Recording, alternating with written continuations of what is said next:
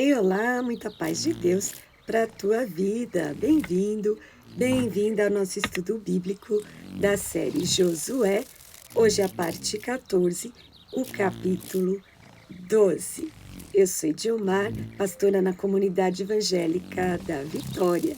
Queria convidar você a ler todo esse capítulo 12 do livro de Josué e depois volta aqui nesse vídeo e confere com a gente nossos pensamentos, comentários e impressões. Vem comigo. E na semana passada a gente viu como Josué e essa geração que estava sob o comando dele conquistou então toda a terra. E a gente viu também que no futuro o Senhor Jesus virá em ajuda de Israel, quando Israel for cercada por muitas nações, eis que virá com poder e grande glória Jesus Yeshua HaMashiach para dar vitória para o seu povo. Aquele que espera no Senhor tem vitória, né? Eu estou lembrando uma música aqui que remete a esses textos bíblicos de Josué, porque o Senhor deu uma nova chance para a geração de Josué de conquistar a terra e alcançar a promessa. Aquela música que é assim: se você cair, ele te levanta, se você chorar, ele te consola, quando o oprimido, ele te liberta. Ele é o Deus de ontem, de agora. Então ele foi com Josué e ele é com você agora também.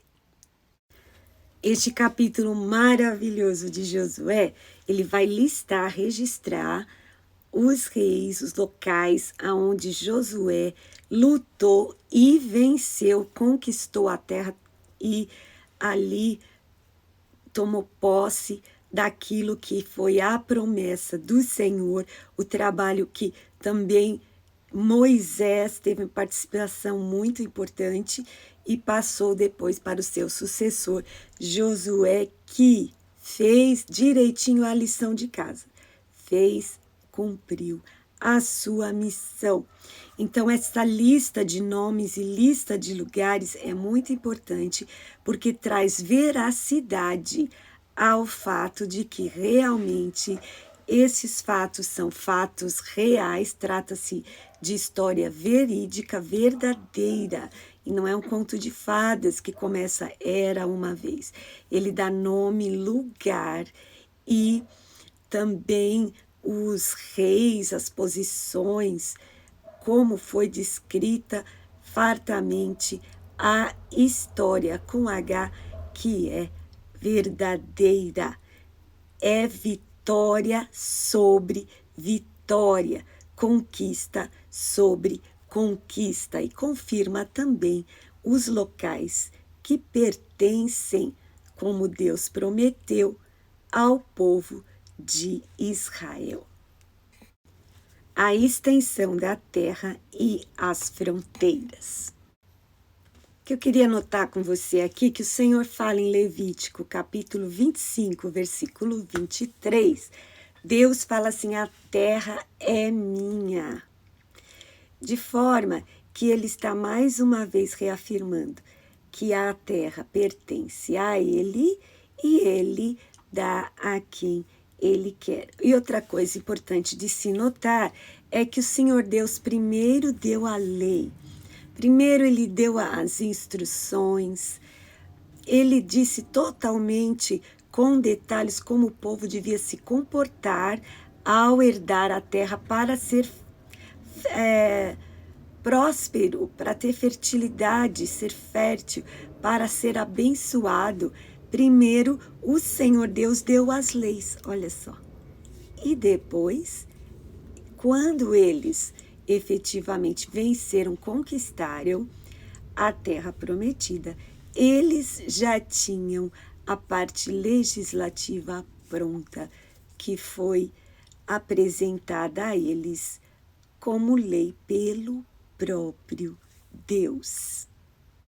Olha o que Deus fala em Levítico 25, 17. Ninguém, pois, engane ao seu próximo, mas terás temor do teu Deus, porque eu sou o Senhor vosso Deus. Temor, você sabe, é um respeito muito grande, extremo a Deus. E ele já está aqui dizendo que não é para enganar o seu próximo como forma de comportamento e regra na terra prometida. Eu quero lembrar com você que o nome Josué é um nome bíblico derivado do hebraico Yehoshua. E o nome era uma alternativa comum do nome Yeshua, que corresponde à grafia grega Jesus, da qual vem o latim Jesus.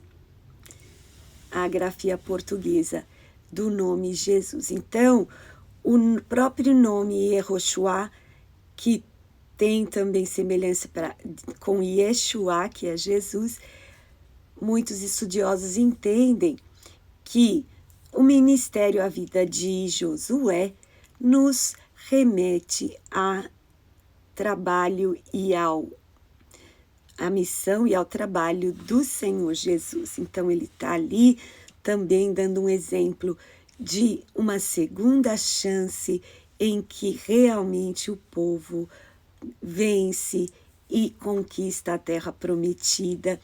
E aquela fase de Moisés de rebeldia teve uma nova chance. E então, Jesus veio ao mundo para nos salvar e nos dar por herança a pátria celeste, o nosso nome no livro da vida. E para a gente alcançar, precisamos nascer de novo, ter um coração novo, confiar e acreditar no nome do Filho de Deus, Yeshua, que é Jesus, o verdadeiro Messias. Então, no Velho Testamento, aquela geração que foi obediente obteve essas vitórias. É interessante que alguns estudiosos fazem uma comparação com a citação de 33 cidades, né, ou locais neste capítulo, 31 reis vencidos mais 2, equivale a 33, que foi o número de anos de vida de Jesus em carne, né? Emmanuel, Deus conosco aqui na terra, ele com 33 anos, e então há pessoas que fazem esse paralelo de 33 reis vencidos com o número de anos do Senhor Jesus, cada ano uma grande vitória. E Jesus conquistou a pátria celeste, a cidadania celeste para cada um que crê no seu nome, através da sua morte na cruz, o derramar do seu sangue, que nos purifica de todo o pecado e nos torna, assim, alvos mais que a neve. Então, Josué venceu no total, nesses reis todos que estão citados, todos esses locais. E o povo, então, agora pode comemorar vitória após vitória. Cada nome ali, cada rei tem uma história grande de luta e é a confirmação de uma vitória após a outra e do cumprimento da promessa do nosso Deus, que fez a Abraão, a Isaac, a Jacó e ao povo de Israel. O que eu quero notar com você, para você pensar, a gente vê todas essas cidades vencidas, elas tinham rei. Eles não falam país, né? Geralmente é país que tem rei. E fazendo um paralelo em Apocalipse 21, também João, ele vê nessa profecia aqui, ele vê nesta revelação, Apocalipse 21, 10, fala assim: vi aquela magnífica cidade, a Santa Jerusalém. E aí fala que tinha muros altos, né, muralhas altas e largas, tinha os guardas, os que eram os anjos, e olha só o que diz aqui o versículo 12. Cada ponta de entrada tinha escrito o nome de cada uma das tribos de Israel, e em cada um dos lados da cidade, aí fala, né, 3 portas, norte, sul, leste e oeste, e fala assim, as suas muralhas repousavam sobre os alicerces que estavam escritos os nomes dos 12 apóstolos do Cordeiro, de Yeshua HaMashiach, Jesus, o Messias.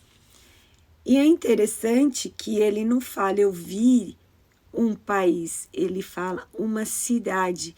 Então, eu queria anotar isso com você, tanto em Josué, fala das cidades e os seus reis, como aqui no Apocalipse, a cidade santa se chama Jerusalém, não fala o país santo, ou, enfim, o estado, fala a cidade. Aí a gente vê um mistério.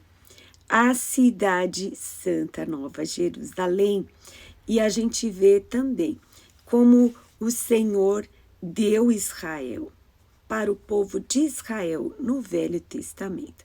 No Novo Testamento, os outros povos são enxertados. Então, é um novo testamento, um novo direcionamento da herança, a qual também os outros povos podem fazer parte.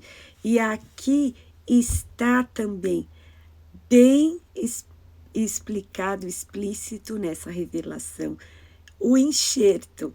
Então, o nome das 12 tribos de Israel, né, que está aqui falando, estava escrito, mas também com uma, como se diz, como se pode entender, uma citação, uma inclusão dos outros povos do Novo Testamento, aqui representado pelos 12 apóstolos do Cordeiro, que aqueles que andavam com Jesus e fizeram a obra, a missão, juntamente com ele, quando ele estava em carne, aqui na terra.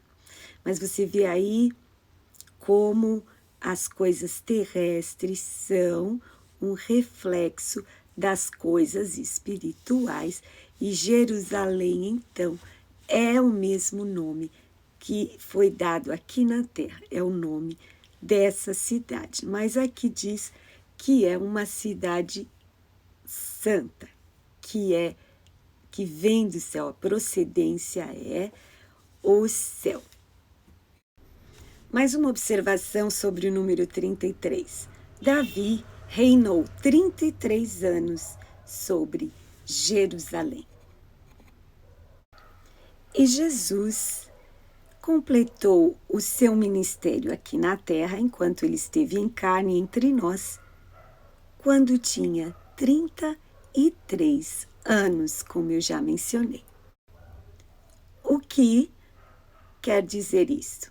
Que esse número 33 tem implicações do reino de Deus, em que essas situações da vitória de Josué, dois reis vencidos por Moisés, mais 31 reis vencidos por Josué, o povo alcança a terra prometida, e os 33 anos do ministério da obra do Senhor Jesus completada na cruz, então nos garante a vida eterna ao que crê no nome de Jesus.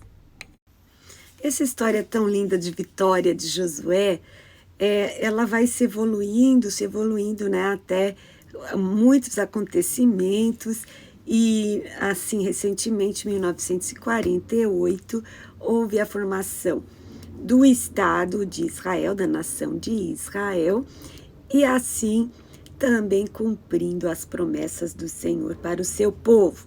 E a gente vê que o livro de Josué tem implicações do reino de Deus, porque na perspectiva do reino do Senhor Jesus, a gente viu que as profecias até de Isaías diz que Jesus um menino vos nasceu, o filho se nos deu, o principado estava sobre seus ombros. O que isso quer dizer? Quando ele se tornou homem, carne, ele tinha o governo. Por isso que é Jesus o Messias, Messias no sentido de ungido para ser rei, para reinar, governar.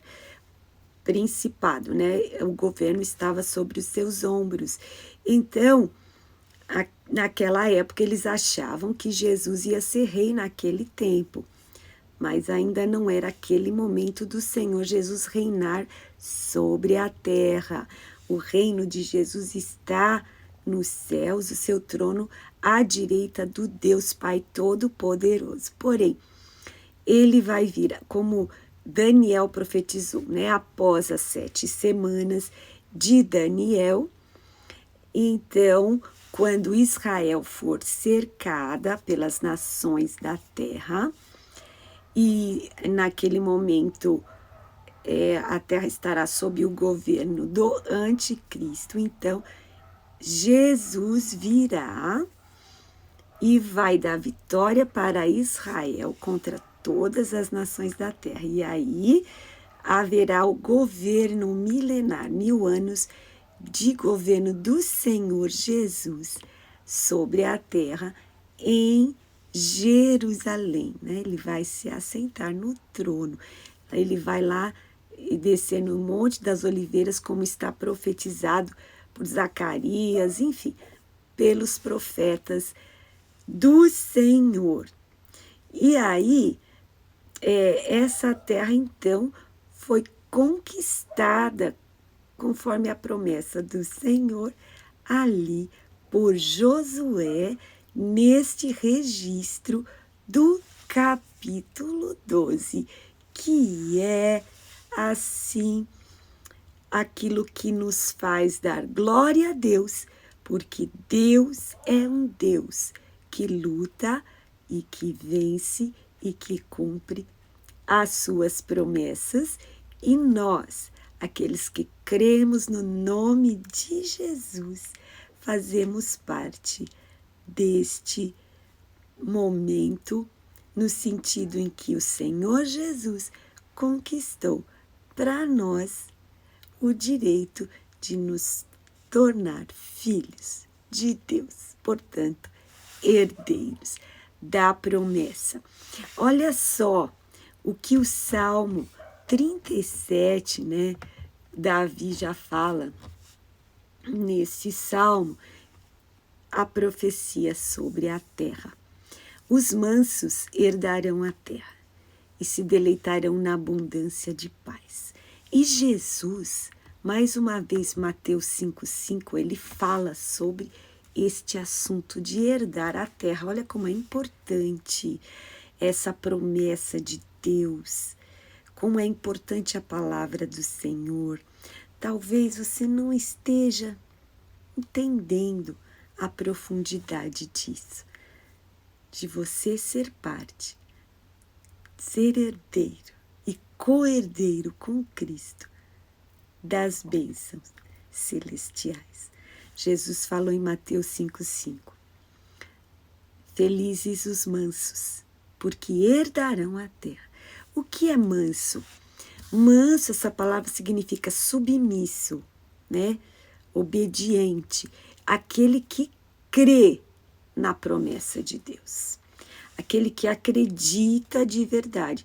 Quando a pessoa acredita em Deus, quando ela ama a Deus, obedece a Deus. O Senhor Jesus falou: aquele que tem os meus mandamentos e obedece, esse é o que me ama. Então, o manso, a pessoa que é mansa, ela é submissa a Deus e ela acredita e confia. Então, são essas pessoas que herdarão a terra. Então você vê como é importante crer e obedecer. Você vê que a geração de Moisés foi rebelde, mas a geração que herdou a terra efetivamente foi a geração de Josué, que entrou na terra prometida com Josué e alcançou a promessa. Então veja como é importante. Os mansos herdarão a terra. Isso remete a quê? Ao reinado do Senhor, ao reino de Deus.